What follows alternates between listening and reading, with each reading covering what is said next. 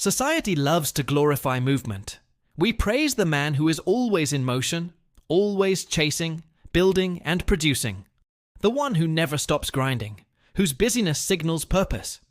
Yet beneath this obsession with productivity, there exists a quieter archetype, the lazy, ambitious man. He moves slowly, he rests often, and on the surface, he seems detached from the competition. But behind that stillness hides something that society doesn't understand, or perhaps deeply fears. Because his laziness isn't weakness, it's control, it's patience.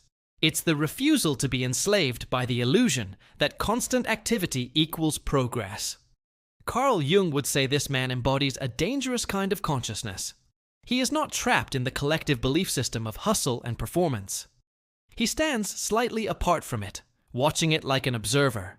Jung taught that most people live through their persona, the mask they wear to fit society's ideals. For the modern world, that persona is productivity. We perform usefulness to feel valuable. The lazy, ambitious man refuses that mask. He trusts his inner timing more than the crowd's urgency, and that quiet defiance is what makes people uneasy around him. Society calls him lazy because he doesn't perform ambition the way others do. He doesn't broadcast his goals or chase external validation, but inwardly, he is relentless. His mind is always strategizing, imagining, building silently. Jung might say he has integrated his shadow, the part of the psyche that others repress. His apparent idleness hides deep work. He knows that creativity, insight, and power come from stillness as much as effort. He's not lazy, he's gestating. To understand why he terrifies people, you have to understand projection. Jung said that whatever we repress in ourselves, we project onto others. The average person represses rest. They fear stillness because it forces them to meet their own emptiness. So when they see someone who rests comfortably, who dares to be unhurried, they call him lazy. In truth, what they're seeing is the part of themselves that longs for peace. The lazy, ambitious man mirrors what others deny. That's why his existence feels threatening. There's also a quiet arrogance in his calmness, at least from the world's point of view. While others rush to prove themselves, he seems unmoved. His stillness exposes the insecurity behind their busyness. Jung said that the collective mind depends on conformity. It cannot tolerate individuality that refuses to participate in its rituals. The hustle culture, the competition, the endless striving, these are modern rituals of validation. When someone steps outside them, he breaks the spell. He reveals that much of what people call ambition is simply fear wearing a suit. The lazy, ambitious man, however, operates by a different law. He is driven by inner vision, not outer pressure. His slowness is deliberate. He waits for the right moment, the right alignment, the right psychological readiness. Jung would call this individuation, the process of becoming whole, guided by the unconscious rather than social conditioning. For most people, ambition is reaction. They run because others run. But for this man, ambition is direction. He moves only when the path feels authentically his. This defiance, this independence from the collective rhythm, is what makes him so unsettling. In a world where worth is measured by urgency, his lack of hurry looks dangerous. People can't categorize him. They can't control him through guilt or shame. He doesn't need validation because he's already made peace with solitude. He knows how to live with his own thoughts. Jung believed that few people can endure solitude without distraction because solitude brings them face to face with their unconscious. The lazy, ambitious man not only endures it, he thrives in it. That's where his ideas are born. His laziness is not sloth, but incubation. In the same way that nature rests between seasons, his stillness allows regeneration. Jung compared the psyche to a living organism that needs cycles of activity and rest. Society, however, has lost that rhythm. We expect constant harvest without winter. When someone refuses to follow that rhythm, he reminds the world that its pace is unsustainable. That reminder makes people anxious. So they ridicule him to maintain their illusion of control. Deep down, many people envy him. They envy his freedom from social anxiety, his quiet confidence, his ability to withdraw without losing direction. But envy often disguises itself as contempt. They call him unmotivated, arrogant, detached, anything that allows them to feel superior. Jung would say they are projecting their shadow, the part that craves rest and authenticity, onto him. In doing so, they maintain their collective lie, that exhaustion is virtue and rest is failure. But this man knows a secret. He understands that energy is not infinite and attention is sacred. He uses both with precision. When he acts fully, without distraction, without noise. His results, though fewer, often surpass those of the constantly busy. That's why society fears him even more. He exposes the inefficiency of chaos. He proves that stillness can outperform frenzy. He reveals that power doesn't need to shout. From Jung's perspective, this archetype reflects a deep psychological integration. The lazy ambitious man has united opposites within himself: the drive of ambition and the calm of laziness. He's no longer torn between doing and being.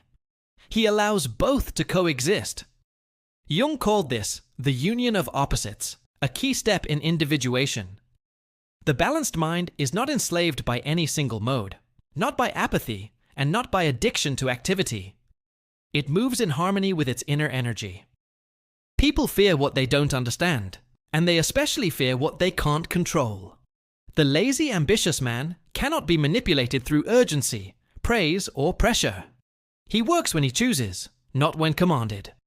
His autonomy threatens social systems built on compliance. Every culture depends on a majority who follow schedules, expectations, and collective goals. Someone who refuses that rhythm becomes a problem. Or worse, an example. If more people learn to think and act like him, the machinery of constant consumption might slow down. That's why society labels him dangerous. This archetype also represents something deeper in the male psyche. Jung described the warrior archetype as the force of directed will, focused, assertive, goal-oriented. But when unbalanced, it becomes restlessness and aggression. The lazy, ambitious man carries the warrior's focus, but tempers it with introspection, the wisdom of the sage archetype. He fights internal battles instead of external ones. He conquers impulse, not people. His war is against his own ego, his own impatience, and that is the hardest war to win. When others see him withdraw, they assume he's lost motivation. But withdrawal is part of his strategy. Jung noted that great transformations often occur in retreat. The unconscious requires silence to reveal its symbols. Creativity, vision, and insight don't emerge in noise. They emerge in emptiness. What looks like laziness is often deep psychological work. Invisible, silent, but essential. In truth, this man terrifies people because he represents freedom from validation. He doesn't need to prove himself through constant output. He's not seduced by applause, not wounded by disapproval. Jung might say he is differentiated from the collective unconscious, the shared mind of society. He thinks independently, acts deliberately, and feels no compulsion to explain. That kind of autonomy looks almost supernatural to those still trapped in social hypnosis. But his path is not without danger. Jung warned that isolation can lead to inflation, when one identifies too much with one's inner world and loses touch with reality. The lazy, ambitious man must balance his solitude with groundedness. His independence can easily become arrogance if he forgets his humanity. True strength lies not in indifference, but in calm engagement, acting from choice, not from compulsion. At his best, he becomes a model of integration. He shows that rest and drive are not opposites, but partners. That ambition without reflection leads to burnout, and reflection without action leads to stagnation. He embodies the middle path, ambition guided by awareness. His laziness is intelligent, his ambition is patient. Together, they create a form of power that is quiet, but unstoppable. Society will always misunderstand him because he doesn't fit the narrative. The modern world rewards visibility over substance. It celebrates noise, not depth. So when a man moves in silence, people suspect him. When he acts slowly, They assume he's weak. But time proves otherwise. Because when the frenzy fades and the noise settles, he's still standing, calm, clear, and ahead of everyone who mistook motion for progress. Jung would call this man an individual who has transcended his persona. He no longer plays the role assigned by culture, the tireless worker, the anxious achiever. He has found authenticity beneath performance. He listens to his instincts, trusts his timing, and allows the unconscious to collaborate with his conscious will. His actions, though rare, align perfectly with his deeper self. And that alignment makes him powerful in a way society cannot replicate. The lazy, ambitious man doesn't chase opportunities. He attracts them through clarity. He doesn't rush decisions. He waits until his intuition and intellect agree. He doesn't confuse rest with failure. He understands that silence is often the prelude to transformation. This rhythm of stillness and strike mirrors nature itself. Even the lion spends most of its time resting, conserving energy for decisive action. Power without rest is noise, but power with restraint is strategy. Society fears him because he represents the death of illusion. He shows that success isn't about constant movement, but conscious movement. He reveals how fragile the world's values truly are. People who define themselves through busyness depend on others to admire their struggle. When they encounter someone who achieves more by doing less, they confront a terrifying truth: that maybe their suffering was self-inflicted.